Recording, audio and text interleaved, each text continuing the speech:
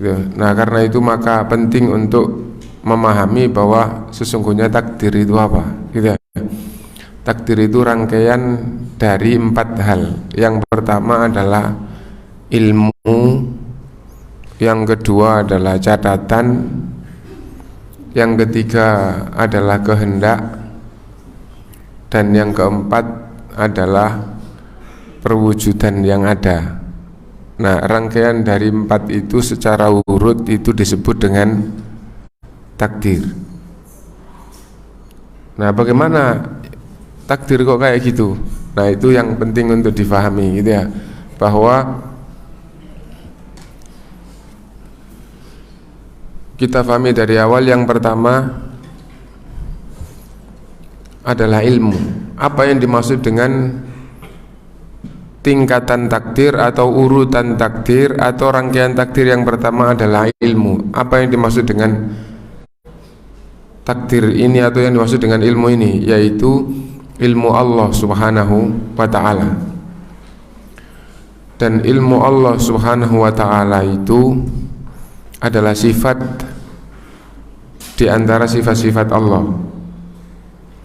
Sebagaimana zatnya tidak berawal, maka sifatnya juga tidak berawal.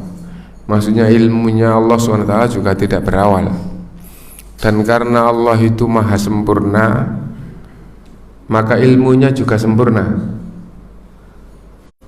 Ilmunya juga sempurna. Ilmu artinya al-ilmu al-fahmu. Ilmu itu artinya adalah faham, pemahamannya sempurna. Atau dengan ungkapan lain al-ma'rifah, gitu, tahu.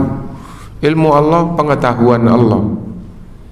Nah, pengetahuan Allah itu tidak berawal dan pengetahuan Allah itu sempurna. Nah, karena tidak berawal dan sempurna, maka ilmu Allah itu tidak bertambah. Ilmu Allah itu tidak bertambah. Kenapa? Karena kalau ilmu Allah bertambah, berarti tambahan itu berawal, asalnya tidak ada lalu ada. Itu kalau dikatakan ilmu Allah bertambah.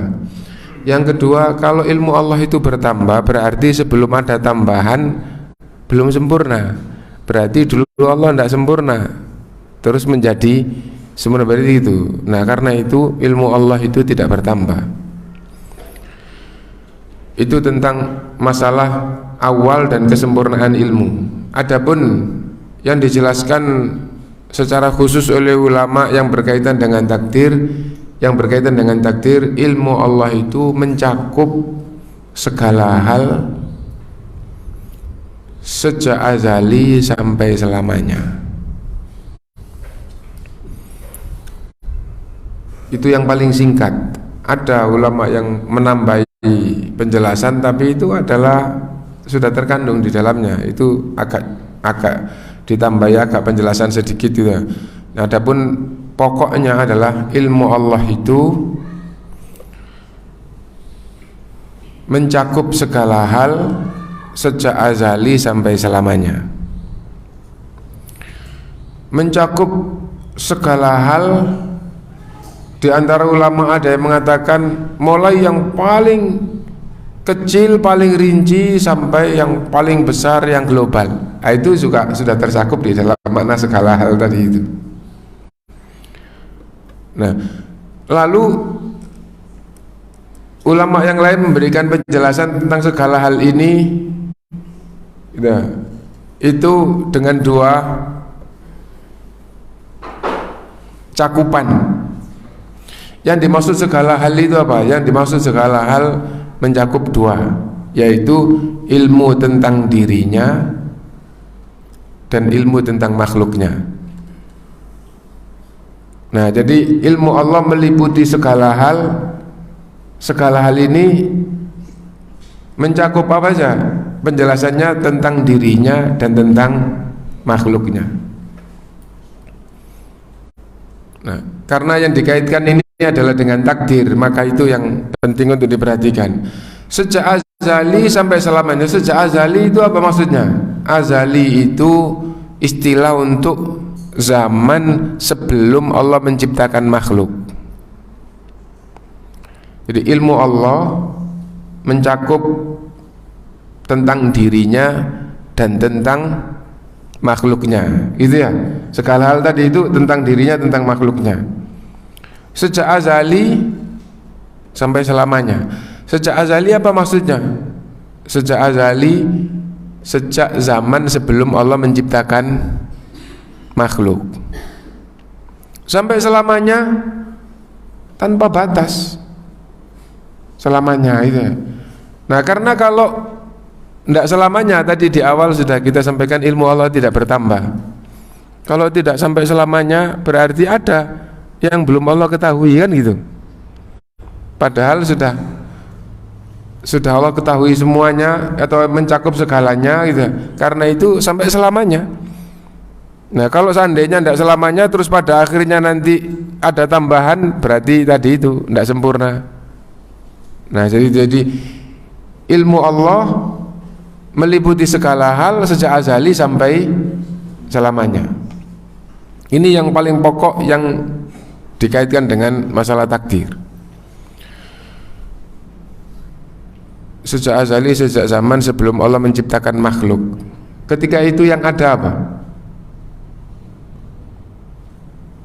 Zaman azali yang ada apa?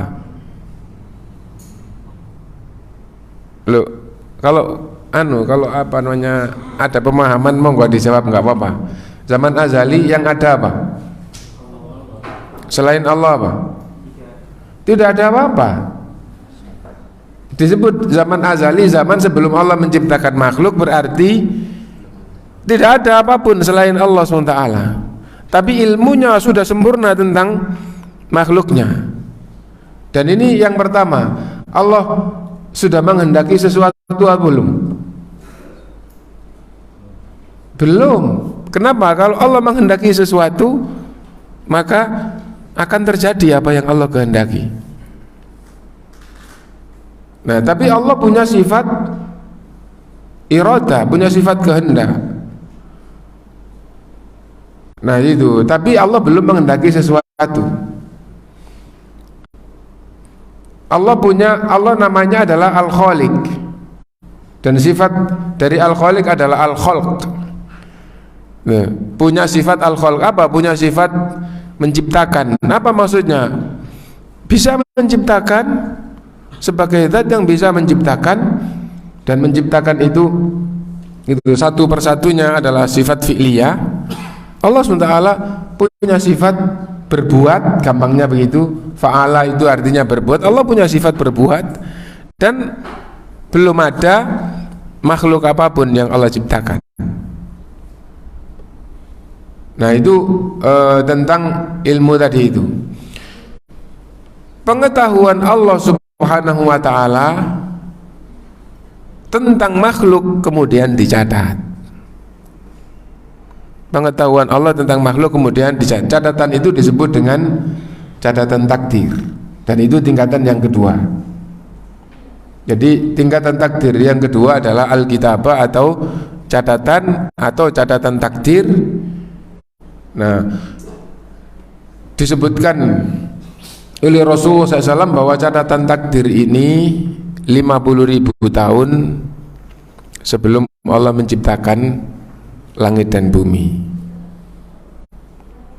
Catatan takdir ini 50.000 tahun sebelum Allah menciptakan langit dan bumi. Rasulullah SAW bersabda, "Awwalu ma khalaqallahul qalam." Pertama kali yang Allah ciptakan adalah pena. Faqala lahu uktub. Lalu Allah berfirman kepada pena, tulislah. Qala rabbi madza aktub. Pena itu menjawab, wahai Tuhanku, apa yang aku tulis? Qala, Allah berfirman, uktub maqadira kulla syai'. Tulislah takdir segala sesuatu. Tulislah takdir segala sesuatu. Ilmu Allah semuanya tentang makhluk ditulis oleh Allah SWT dengan pena ini, dan setelah tertulis rufi'atil aqlamu wa jaffatis suhuf, pena itu diangkat oleh Allah dan keringlah catatan. Ulama memberi penjelasan, pena diangkat tidak menulis lagi, keringlah catatan, faedahnya catatan itu tidak berubah, sudah kering, sudah tidak berubah. Nah, itu disebut dengan catatan takdir. Catatan takdir meliputi apa saja?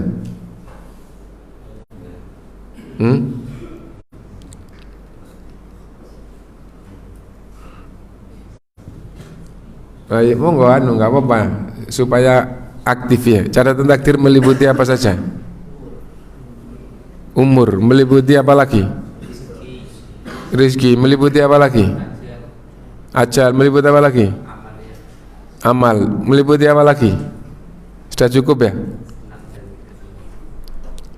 Senang dan enggak atau bahagia celaka meliputi apa lagi? Catatan takdir meliputi segala hal. Ya. Uktub maqadiro kulla syai'. Tulislah takdir segala sesuatu. Ya. Jadi meliputi segala hal. Nah, jadi itu. Contoh lagi, Allah SWT berfirman, "Wa ma tasqutu min waraqatin illa ya'lamuha, wala habbatin fi dhulumatil ardi wala ratbin wala yabisin illa fi kitabim mubin." Tidak ada satu daun pun yang jatuh kecuali Allah tahu. Tidak ada satu biji pun di kegelapan bumi bagian manapun, di kegelapan bumi di dasar bumi bagian manapun, di dalam bumi maksudnya, di dalam bumi bagian manapun, kapan basah berubah jadi kering, kecuali semuanya Allah tahu dan telah Allah catat, baik daun yang jatuh tadi maupun perubahan biji dari basah ke kering, Allah tahu dan Allah sudah catat semuanya di dalam kitab yang jelas. Berarti catatan takdir meliputi apa? Meliputi segala sesuatu, termasuk daun itu jatuh, ya, termasuk perubahan biji dari basah menjadi kering. Semuanya sudah ada catatannya. Tidak ada sesuatu pun kecuali sebelum itu terjadi telah ada catatannya, difirmankan oleh Allah di dalam Al-Quran. Nah, jadi itu.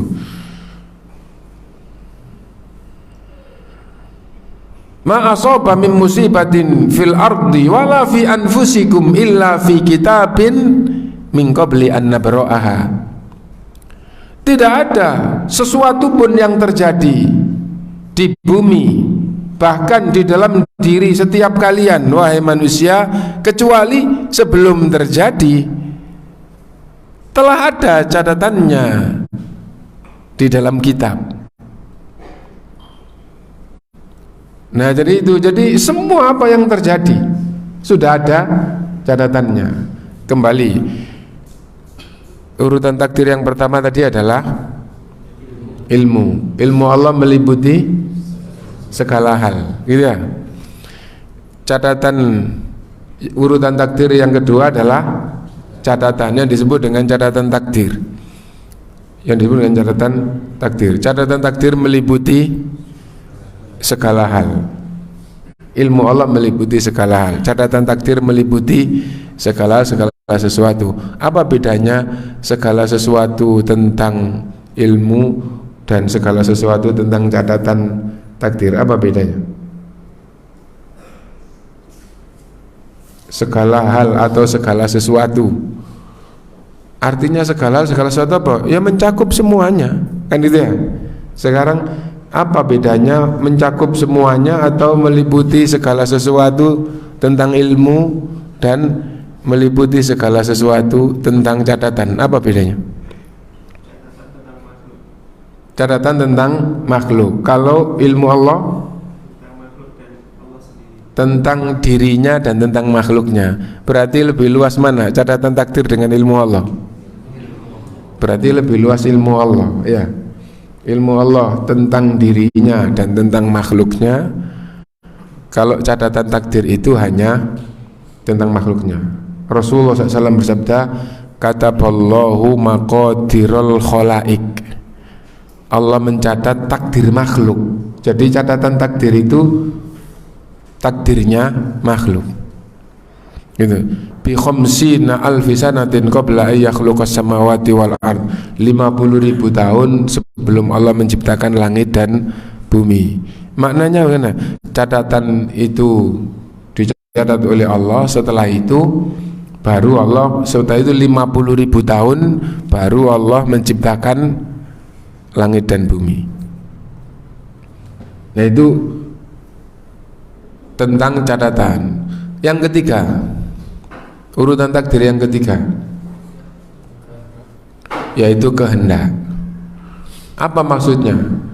Ketika tiba waktunya, maka Allah kehendaki makhluk Allah yang ada di dalam ilmunya dan yang telah Allah catat itu. Ketika tiba waktunya, maka Allah kehendaki makhluk yang ada di dalam ilmunya dan yang telah Dia catat. Nah, tadi itu wa ma tasqutu min waraqatin illa ya'lamuha. Tidak ada daun, tidak ada satu daun pun yang jatuh kecuali Allah tahu. Berarti tatkala ada daun yang jatuh, gitu, sesungguhnya itu di bawah pengetahuan Allah. Wa maka rabbuka nasiya, dan Tuhanmu itu tidak lupa, gitu. Dan semuanya sudah ada catatannya, dan jatuh itu karena kehendak Allah. Kalau Allah tidak menghendaki, tidak akan jatuh. Lah kalau daun itu jatuh dengan kehendak Allah, kalau orang itu jatuh dari lantai 2, kehendak Allah apa enggak? Kehendak Allah, ya. Kehendak Allah semuanya, tidak ada yang tanpa. Kalau tiba waktunya makhluk itu, gitu, dan itu ada di ilmu Allah dan sudah ada catatannya, maka Allah kehendaki. Karena itu tidak ada sesuatu pun kecuali ada dengan kehendak Allah. Masya Allahu kana wa ma lam yasha lam yakun. Yang Allah kehendaki ada, yang tidak Allah kehendaki tidak ada. Semua yang ada itu adalah karena kehendak Allah. Oh, daun itu kering, itu dengan kehendak Allah. Kemarin basah, kemarin belum dikehendaki kering. Oh, daun itu jatuh dengan kehendak Allah. Kemarin belum jatuh, kemarin belum dikehendaki untuk jatuh. Nah, semua berjalan dengan kehendak Allah. Nah, itu yang ketiga, ya. Nah, yang keempat adalah al-khalqu wal ijad, perwujudan makhluk. Perwujudan makhluk.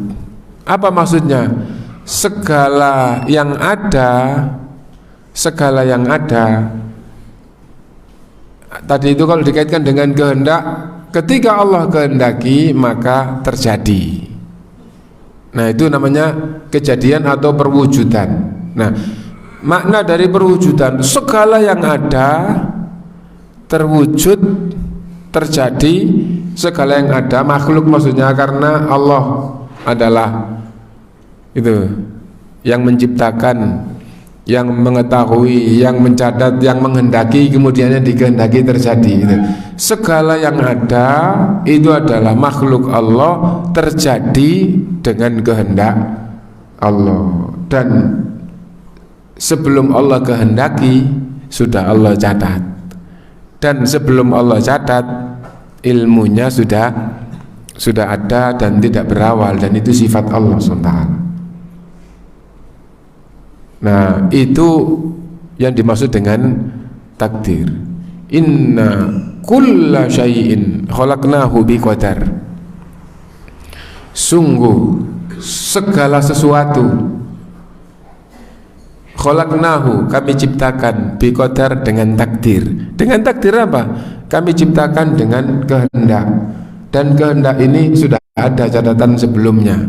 Dan catatan itu sebelum dicatat itu adalah ada dalam ilmu Allah Subhanahu wa ta'ala.